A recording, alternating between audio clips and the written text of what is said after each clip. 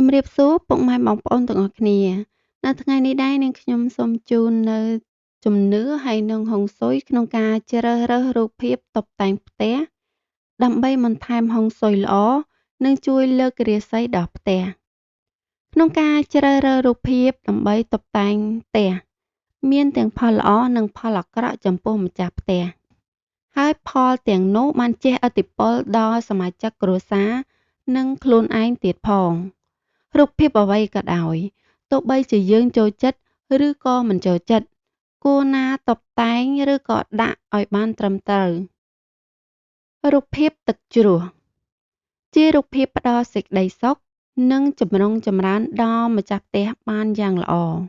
ចំពោះរូបទេសភាពមិនថាសមុទ្រទន្លេទឹកជ្រោះគួរណាតែដាក់តុបតែងនៅក្នុងបន្ទប់ទទួលភ្ញៀវហើយមិនគួរណាដាក់តាំងនៅក្នុងបន្ទប់ទឹកបន្ទប់ដេកឬក៏បន្ទប់ធ្វើការនោះឡើយរូបភាពសមុទ្រហើយនិងទន្លេរូបភាពទាំងពីរគឺជួយនាំជោគលាភចូលដល់ផ្ទះបានយ៉ាងល្អខ្លាំងមែនទែនប៉ុន្តែសំខាន់គឺត្រង់ថារូបភាពទាំងសមុទ្រឬក៏ទន្លេនោះចាំបាច់ត្រូវតែមានលក្ខណៈស្រដៀងគ្នាប៉ុន្តែខ្សែទឹកហូរចូលនៅក្នុងផ្ទះទើបចាត់ទុកថាជាសិរីមង្គលខ្លាំងអាចជួយទ្រទ្រង់ភាពថ្កុំថ្កើងរុងរឿងដល់ម្ចាស់ផ្ទះប៉ុន្តែប្រសិនបើមើលឃើញថាចរន្តទឹកហូរចេញទៅក្រៅផ្ទះវិញនោះលាភសក្ការៈនិងសេចក្តីសុខចម្រើនក៏ត្រូវហូរចេញទៅវិញតាមនោះដែររូបភាពព្រះអាទិត្យព្រះច័ន្ទរូបភាពទេសភាពដែលបង្ហាញមានលេចដួងព្រះអាទិត្យនៅជាប់ជាមួយចាត់ទុកថាមានសិរីមង្គលពិសេសពោលគឺរូបភាពអរុណរស្មីដែលព្រះអាទិត្យកើតចេញផុតពីជើងមេឃត្រូវភ្ជាប់រូបភាពទាំងនេះនៅក្នុងបន្ទប់ទទួលភ្ញៀវទើបអាចជួយផ្ដល់នូវសេចក្តីស្ងប់សុខជីវិតពោរពេញទៅដោយក្តីសង្ឃឹមនិងភាពស្ទុះស្ទាចំណែករូបភាពដែលមានព្រះច័ន្ទវិញជារូបបញ្ជាក់ពីមនោសញ្ចេតនាស្នេហា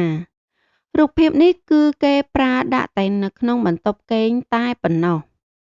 បើផ្ទះណាមានកូនស្រីហើយមានរូបព្រះច័ន្ទព្យួរតាមជញ្ជាំងនោះបញ្ជាក់ពីការអាចជួយរកកូនប្រសារប្រុសដ៏ល្អផ្ដល់ភាពត្រជាក់ត្រជុំចិត្តទន់ភ្លន់និងនាំជោគសំណាងនៅក្នុងរឿងសេចក្តីស្នេហាដល់អ្នកផងរូបភាពទេសភាពភ្នំជួយជំរុញដល់ភាពស្ថិតស្ថេរភាពស្អិតរមួតទាំងអស់និងសមាជិកនៅក្នុងផ្ទះទាំងរូបភាពទេសភាពភ្នំក្នុងរដូវក្តៅឬក៏រដូវរងាគឺចាត់ទុកថាល្អទាំងអស់លើកលែងតែរូបភាពភ្នំភ្លើងទីតាំងដែលគួរតែដាក់រូបភាពទេសភាពភ្នំគឺក្នុងបន្ទប់ធ្វើការឬក៏ព្យួរពីក្រោយតុធ្វើការរូបភាពរូបអាហារបញ្ជាក់ដល់ភាពសម្បូរសប្បាយគួរតែដាក់តាំងនៅត្រង់បន្ទប់អាហារឬក៏ជញ្ជាំងនៅក្បែរតុអាហារដើម្បីជួយផ្ដល់នូវភាពសម្បូរសប្បាយដល់ក្រុមគ្រួសារ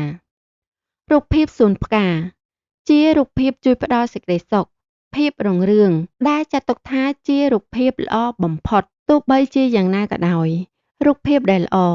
មិនត្រូវឲ្យសុំមានសភាពទ្រុឌទ្រោមខ្លាំងពេកនោះទេ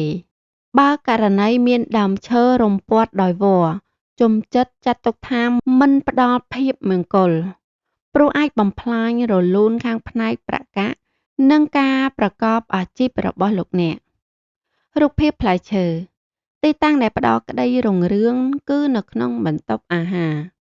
ពិសេសគឺទំពាំងបាយជូរតំណាងឲ្យភាពស្ដុកស្ដំរូបភាពភ្នំទាំងមូលរូបភាពភ្នំទាំងមូលលោកអ្នកគួរតែផ្ចាប់ក្រោយតុអាហារដូចជាតុធ្វើការដែលមានកញ្ចក់បង្អួចឬក៏ចន្លោះទំនេរជាដើមរូបភាពភ្នំដែលល្អបំផុតគួរមានកំពូលចំនួន8មានកំពូលភ្នំស្រួចដែលគ្មានទឹក